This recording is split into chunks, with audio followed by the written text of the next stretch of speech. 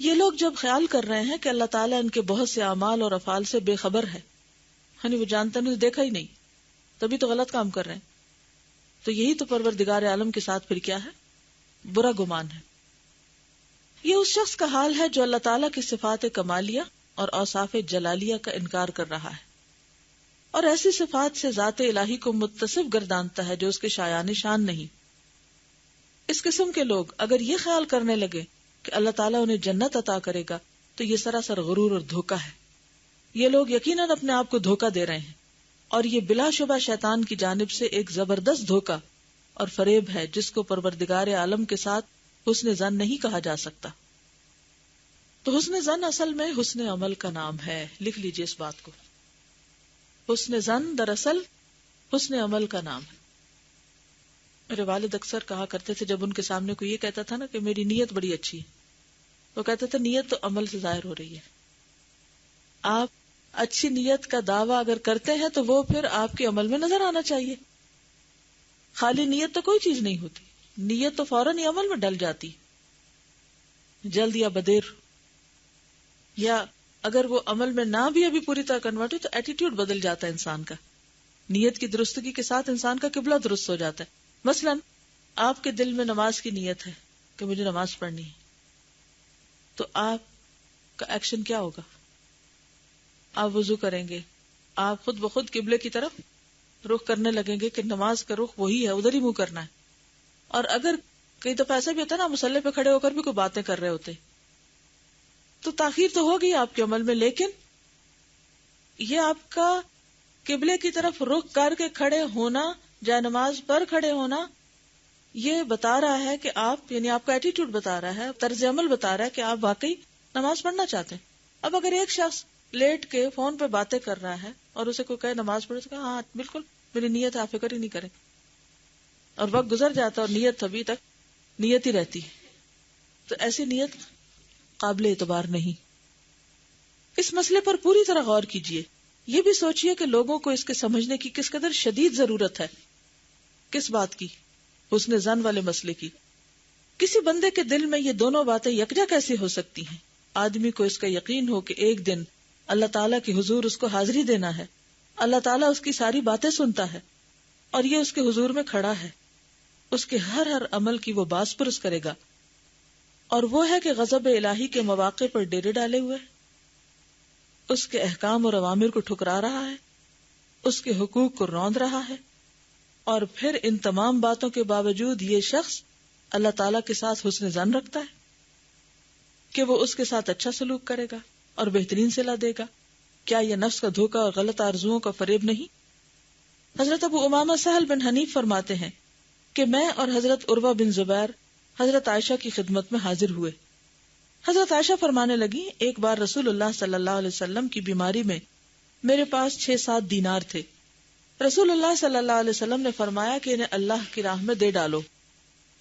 میں رسول اللہ صلی اللہ علیہ وسلم کی تکلیف اور آپ کی تیمارداری کی وجہ سے ایسا نہ کر سکی۔ تیمارداری کیا ہوتا ہے؟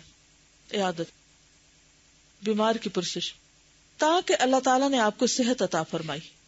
صحت و عافیت کے بعد آپ نے مجھ سے دریافت کیا کہ کیا تم نے وہ دینار اللہ کی راہ میں دے دیے تھے؟ میں نے عرض کیا کہ نہیں، آپ کی بیماری اور تیمارداری کی وجہ سے ایسا نہیں کر سکی۔ اس پر آپ کچھ ناراض سے ہوئے اور فرمایا، ما ظن نبی اللہ لو لقی اللہ وہذہ عندہ، اللہ تعالیٰ کے ایک نبی کا گمان کیسا ہوتا اگر وہ اس حالت میں اللہ تعالیٰ سے ملاقات کرتا کہ اس کے پاس یہ دینار باقی رہتے۔ تو اس سے کیا پتہ چلتا ہے؟ اس میں ظن کی کون سی بات سمجھ میں آتی اور نیت کی؟ پہلی بات جو حضرت عائشہ کے طرز عمل سے ہمیں پتہ چلتی ہے کہ ہم میں سے بہت سے لوگ مصروفیت کا بہانہ کر کے، یہ حضرت عائشہ کا بہانہ نہیں تھا لیکن ایک بس پرائرٹی نمبر 2 تھی، وہ پرائرٹی نمبر 1 خود حضور تھے اور 2 ان کا حکم تھا یا ان کی خواہش تھی، تو وہ آپ کی خدمت، آپ کی عیادت میں لگی نہیں، اور آپ کا حکم جو تھا وہ کیا ہوا؟ پیچھے چلا گیا۔ ہماری زندگی میں اس کی کیا مثالیں؟ کیا ہم سے تو ایسی کوئی کوتاہی نہیں ہوتی؟ مثلا جی خود صدقے کے معاملے میں بہت دفعہ ہم سے ایسا ہوتا ہے کہ ہم نیت بھی کرتے، ارادہ بھی کرتے ہیں اور پکا ارادہ ہوتا ہے کہ ہم یہ چیز نکال دیں گے، اب کسی وجہ سے تاخیر ہو جاتی ہے اور پھر کیا ہوتا ہے، بھول نہیں جاتے، نیت ہی بدل جاتی کہ وہ اتنا ضروری نہیں۔ جی، قرآن پڑھتے ہوئے بعض اوقات کچھ احکامات ہمیں پتہ چلتے ہیں تو ہم کہتے ہیں کہ ابھی تو ہم پڑھ ہی رہے ہیں نا، ذرا پڑھ لیں تو پھر کر لیں گے، ابھی کیا اتنی جلدی ہے۔ اور پھر کیا ہوتا ہے، جب قرآن کا ریمائنڈر باقی نہیں رہتا تو پھر عمل بھی یاد نہیں رہتا، یاد آتا بھی ہے تو پیچھے موٹیویشن یا پیچھے جو اس کا محرک ہے وہ اتنا قوی نہیں ہوتا کہ پھر ہم کر بھی جائیں۔ صحیح، والدین کے پاس بیٹھے ہوتے ہیں یا استادوں کے پاس بیٹھے ہوتے ہیں، کوئی کام کہے تو ہم کہتے ہیں ابھی ذرا ان کے پاس بیٹھے ہیں، ان کی خدمت کر رہے ہیں، ان کو خوش کر رہے ہیں، بعد میں کر لیں گے، اور پھر بعد میں کیا ہوتا ہے، رہ جاتا ہے۔ اس میں ایک اور بات بھی اس واقعے سے پتہ چلتی ہے کہ بہت دفعہ ہم حقوق العباد کی بات کرتے ہوئے اپنے فرائض سے غافل ہو جاتے ہیں، کچھ سنتوں کو نظر انداز کر دیتے ہیں، کیا کہہ کے بچے چھوٹے ہیں نا، ہم ان کی خدمت میں لگے ہوئے ہیں، یا ہم غریبوں کی پرسش کرتے رہتے ہیں، تو کیا ہوا اگر ہم قرآن نہیں پڑھتے؟ تو بات یہ ہے کہ ہر چیز کا اپنا ایک مقام ہے، اللہ کی عبادت اپنی جگہ، آپ یہ نہیں کر سکتے کہ نماز چھوڑ کے آپ کسی ہسپتال چلے جائیں اور مریضوں کو وزٹ کرنا شروع کر دیں کہ یہ کوئی کم نیکی ہے، یہ بھی کر لوں، یہ بھی تو نیکی ہے نا، تو اس سے کیا نماز معاف ہو جائے گی؟ نہیں ہوگی۔ اسی طرح اگر آپ کو فرض صدقہ دینا ہے، زکوٰۃ دینی ہے، اور آپ کو خیال آ جائے اچھا وہ فلاں شخص جو ہے وہ اس کی شادی ہے تو اس کو ایک گفٹ بھی دینا ہے، اور یہ برادری کا معاملہ ہے اور عزت کا معاملہ ہے، زکوٰۃ میں اگلے سال دے دوں گی، تو کیا آپ ایسا کر سکتے ہیں؟ نہیں۔ آج کے دور میں بہت سے لوگ نبی صلی اللہ علیہ وسلم کی محبت کی بہت باتیں کرتے ہیں، حتیٰ کہ مجلسوں میں بیٹھ کے آنسو بھی بہا لیتے ہیں، اور جب آپ کے کسی حکم پر عمل کرنے کا وقت آتا ہے، اب مثال کے طور پر قرآن مجید کا ایک حکم ہے، سورۃ الاحزاب میں آتا ہے، یا ایھا النبی قل لازواجک وبناتک ونساء المؤمنین یدنین علیہن من جلابیبہن، اے نبی صلی اللہ علیہ وسلم آپ کہہ دیجئے اپنی بیٹیوں کو، اپنی بیویوں کو اور ساری مومن عورتوں کو کہ اپنے اوپر اپنے چادروں کے پلو ڈال لیں۔ اللہ تعالیٰ حکم دے رہے ہیں، نبی صلی اللہ علیہ وسلم سے کہلوایا جا رہا ہے کہ آپ کہہ دیجئے، تو کیا آپ نے نہیں کہا ہوگا؟ کہا نا آپ نے، مسلمان خواتین سے، بیویوں، بیٹیوں اور ساری مومن خواتین سے۔ اب اگر کوئی شخص یہ کہے کہ میرا دل عشق رسول سے سرشار ہے لیکن میں سر نہیں ڈھانک سکتی، تو اس عشق کا کیا کریں گے؟ ایسے لوگ ہوتے ہیں نا، بڑی بڑی نعتیں پڑھتے ہیں اور روتے ہیں اور حال پڑ جاتے ہیں ان کو روتے روتے، لیکن ایک ادنا سا بھی، بعض اوقات ایسی مجلسوں کے بعد میں جیسے کھانے پینے کا دور چلتا ہے، ادھر سے اذان ہو رہی ہوتی، نماز بھی جا رہی ہے، اور اس کے ساتھ کھانے کی بنیادی سنتیں کیا ہیں؟ دائیں ہاتھ سے کھاؤ، بیٹھ کے کھاؤ، پی رہے ہو تو بیٹھ کے پیو، 3 سانس میں پیو، لیکن وہی ایک ایک سنت کی خلاف ورزی چل پڑتی۔ ابھی جو آپ زمین آسمان کے خلابے میں لا رہے تھے رسول کی محبت میں، اب کیا ہوا؟ جب عمل کی باری آئی تو ہمیں تو کہا گیا تھا کہ ان کے اسوہ حسنہ کی پیروی کرو، ان کے طریقوں کی پیروی کرو، ان کا اتباع کرو، ان کو فالو کرو۔ یہ تھوڑی کہا تھا کہ صرف زبان سے راگ الاپتے رہو اور عمل کی باری آئے تو کچھ بھی کام نہ کرو۔ تو بات یہ ہے کہ ہمیشہ ہمیں حسن ظن کو حسن عمل میں ڈھالنا ہے، ورنہ حسن ظن خالی کام نہ آئے گا۔ ایک اور روایت میں نبی اللہ کی جگہ محمد کا لفظ ہے۔ غور کیجئے کہ یہ اصحاب کبائر اور ارباب ظلم و جور اللہ تعالیٰ کے حضور میں کیسے حسن ظن رکھ سکتے ہیں؟ یعنی ما ظن نبی اللہ، یہاں نبی کی جگہ محمد کا لفظ ہے، یہ دوسری روایت ہے، لیکن اب نئی بات شروع ہو رہی۔ غور کیجئے کہ یہ اصحاب کبائر، بڑے بڑے گناہ کرنے والے اور ارباب ظلم و جور اللہ تعالیٰ کے حضور میں کیسے حسن ظن رکھ سکتے ہیں، جبکہ مظالم عباد یعنی بندوں پہ ظلم کرنے کا بار گراں بھاری بوجھ ان کے کندھوں پر لدا ہوا ہے، اور اللہ کے بندوں پر انہوں نے ظلم اور جور کے پہاڑ توڑ رکھے ہوں۔ ان کا اگر یہ صرف زبانی دعویٰ ہے کہ اے پروردگار ہم تجھ سے حسن ظن رکھتے ہیں، انہیں نفع پہنچا سکتا ہے، تو پھر نہ کسی ظالم کو سزا ہو سکتی ہے، نہ کسی فاسق و فاجر کو اس کے اعمال بد کا بدلہ مل سکتا ہے۔ اگر ایک شخص جس نے بندوں پہ بڑے بڑے ظلم ڈھائے، ظلم ڈھا ڈھا کے ساتھ کہتا ہے میرا اللہ کے بارے میں حسن ظن ہے کہ مجھے معاف کر دے گا، تو پھر اس کا مطلب کیا ہے کہ کبھی کسی ظالم کو سزا ملے گی ہی نہیں۔ کیوں نہیں ملے گی؟ کیونکہ اس کا حسن ظن تھا۔ ان کا اگر یہ صرف زبانی دعویٰ ہے کہ اے پروردگار ہم تجھ سے حسن ظن رکھتے ہیں، انہیں نفع پہنچا سکتا ہے، تو پھر نہ کسی ظالم کو سزا ہو سکتی ہے، نہ کسی فاسق و فاجر کو اس کے اعمال بد کا بدلہ مل سکتا ہے۔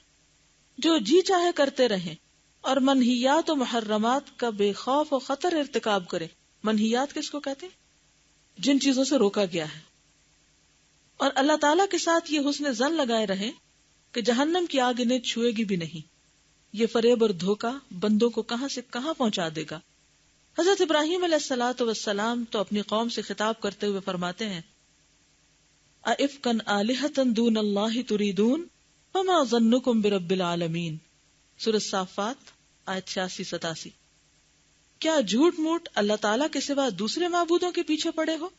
تم نے رب العالمین کو کیا سمجھ رکھا ہے؟ رب العالمین کے بارے میں تمہارا کیا ظن ہے، کیا گمان ہے کہ وہ تمہیں پھر ایسے ہی چھوڑ دے گا؟ تم اتنے بڑے بڑے جرائم کا ارتکاب کرو۔ یعنی تمہارا ظن اور گمان اللہ تعالیٰ کے ساتھ کیسا ہوگا جب تم آخرت میں اس کی بارگاہ میں حاضر ہوگے اور دنیا میں تمہارا حال یہ رہا کہ تم اللہ تعالیٰ کے سوا دوسروں کی عبادت اور پرستش کرتے رہے۔ جو شخص اس مقام کو سمجھے گا اور اس پر پوری طرح غور و تأمل کرے گا، اس پر کامل طور سے واضح ہو جائے گا کہ حسن ظن باللہ حسن عمل ہی کا دوسرا نام ہے۔ کیونکہ بندے کو حسن ظن پیدا کرنے پر اس کا یہ عقیدہ ہی آمادہ کرتا ہے کہ اللہ تعالیٰ اس کے اعمال و افعال کا بدلہ دے گا، نیک اعمال کا اجر و ثواب عطا فرمائے گا، اس کے اعمال صالحہ قبول فرمائے گا۔ اس کا یہ حسن ظن ہی اس کو عمل صالح پر آمادہ کرتا ہے۔ حسن ظن کس پہ آمادہ کرتا ہے؟ حسن عمل پر۔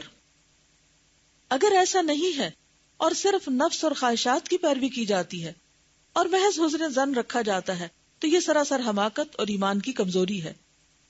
جیسا کہ حضرت شداد بن اوس سے مروی ہے کہ حضرت صلی اللہ علیہ وسلم نے ارشاد فرمایا الکیس من دان نفسہ وعمل لما بعد الموت والعاجز من اتبع نفسہ ہواہا وتمنى علی اللہ۔ سنن ابن ماجہ کتاب الزہد۔ عقل مند وہ ہے جو اپنے آپ کو حقیر سمجھے اور مرنے کے بعد کے لیے عمل کرے۔ وہ عاجز اور بے وقوف ہے جو اپنی خواہشات کے پیچھے مارا مارا پھرے اور اللہ تعالیٰ سے بڑی بڑی تمنائیں رکھے۔ عقل مند کون ہے؟ یعنی جو تکبر کا شکار نہ ہو اور کل کی زندگی کے لیے کام کرے، عمل کرے۔ اور بے وقوف کون؟ جو خواہشات کے پورا کرنے کے پیچھے لگا رہے اور اللہ سے بس امیدیں وابستہ کر لے کہ میرا گمان اچھا ہے اس کے بارے میں۔ حاصل کلام یہ ہے کہ حسن ظن تبھی پیدا ہو سکتا ہے جب نجات کے اسباب پائے جائیں، اور ہلاکت و بربادی کی وجوہ ہو تو حسن ظن پیدا ہی نہیں ہو سکتا۔ کب نہیں پیدا ہو سکتا؟ ہلاکت و بربادی کی وجوہ ہو جب، یعنی جب غلط کام کرے انسان۔ اگر یہ کہا جائے کہ حسن ظن تو ہر حال میں رکھا جا سکتا ہے، اور حسن ظن رکھنے کی قوی ترین وجہ یعنی مضبوط ترین وجہ یہ ہے کہ اللہ تعالیٰ کی مغفرت، اس کی رحمت، اس کا عفو و کرم، اس کا جود و سخا بہت وسیع ہے، اس کی رحمت اس کے غضب پر غالب ہے، بندوں کو عذاب دینے میں اس کا کوئی نفع نہیں ہے، وہ بخش دے تو اس کی خدائی میں کوئی نقص پیدا نہیں ہوتا۔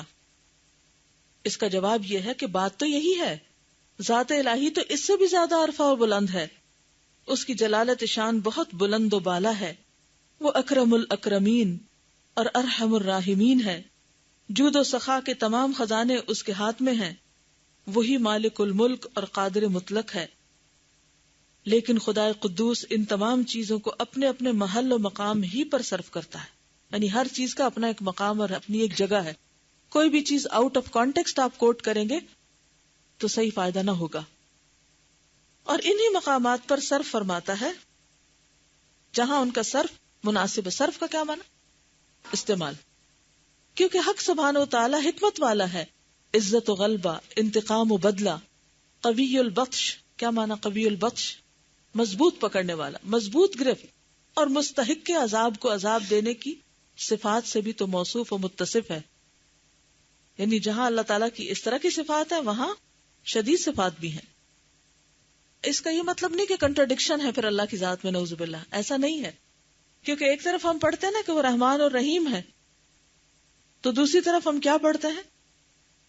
قہار اور جبار بھی ہے، منتقم بھی ہے، قوی البطش بھی ہے. ایک طرف رؤوف الرحیم ہے تو دوسری طرف قہار اور جبار بھی ہے. تو پھر کیا ان میں کنٹرڈکشن ہے؟ اس بات کو ایک اور طریقے سے سمجھیے. مثلا اگر آپ یہ کہیں کہ فلاں شخص بہت رحیم اور بہت محبت کرنے والا ہے، کیا اس کا یہ مطلب ہوگا کہ اس کو کبھی غصہ نہیں آیا، یا اسے غصہ کرنا نہیں چاہیے؟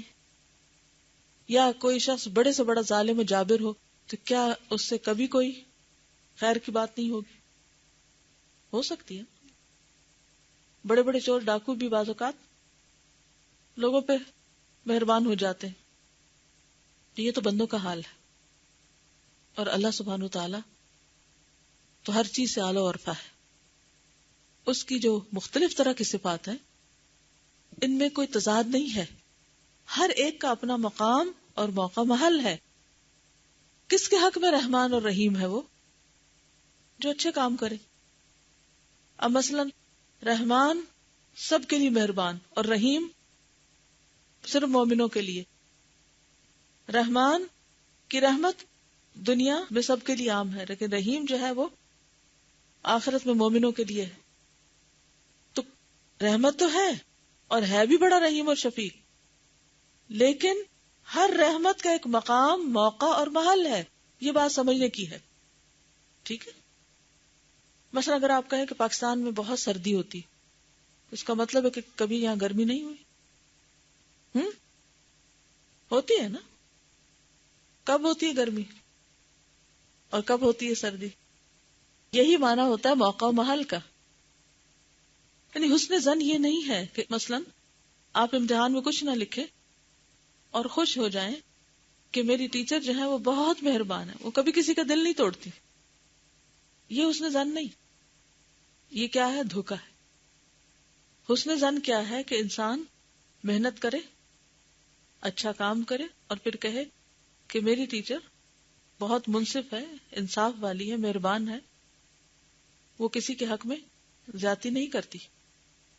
دنیا میں ہم کوئی کام نہ کریں اور صرف حسن ظن رکھیں، خالی پیپر لے جائیں آگے کہ ہم نے اللہ کے بارے میں گمان اچھا رکھا تھا، اس لیے اب ہماری نجات تو ہونی چاہیے. تو بات یہ کہ ہر چیز اپنے مقام اور موقع پر ہی درست ہوتی ہے. اب اگر کوئی اسے الٹ کرے تو آپ اسے کیا کہیں گے؟ مثلا اگر کوئی اپنے دوست کے ساتھ تو سخت ظالم ہو اور دشمن کے ساتھ بڑی محبت کرے، کام کرنے والے سے تو راضی نہ ہو اور جو نکمے ان سے پیار کرے، تو کیا یہ عقل مندی کی بات ہے؟ نہیں. جی بالکل. تو یہ کہتے ہیں کہ ہر چیز اپنے موقع محل کے ساتھ. بس یقینی امر یہ ہے کہ مجرم کے لیے اسماء الہی اور صفات خداوندی سود مند نہیں ہو سکتی، کیونکہ وہ اللہ تعالیٰ کی خفگی اور اس کے غضب کا بار اپنے کندھوں پہ لادے ہوئے ہے. اللہ تعالیٰ کی ناراضی کے کاموں میں اپنا وقت برباد کر چکا ہے، محرمات و منہیات کا ارتکاب اور اس کی محترم چیزوں کی حقارت اور توہین کرتا رہا ہے. بلکہ حسن ظن اس شخص کے لیے سود مند ہے جس نے توبہ و انابت یعنی اللہ کی طرف رجوع اور ندامت و پشیمانی کے آنسو بہائے اور گناہوں کی جڑیں اپنے اندر سے اکھاڑ پھینکی اور گناہوں کو نیکیوں سے دھویا اور اپنی بقیہ عمر خیر و طاعت اور نیک اعمال میں صرف کی اور پھر حسن ظن قائم رکھا. حسن ظن کی صحیح ترین صورت اور واقعی حقیقت یہی ہے. پہلی صورت سراسر دھوکہ اور فریب ہے. واللہ المستعان. یہ فصل اگرچہ طویل ہو گئی لیکن تم اسے طویل نہ سمجھنا. ہر شخص کو اس کی ضرورت بلکہ شدید ضرورت ہے نا. پھر کیا کرنا چاہیے؟ ہر شخص کو اس کی ضرورت بلکہ شدید ضرورت ہے، تو اس کے اندر جو چیزیں اوروں سے شیئر کرنی چاہیے.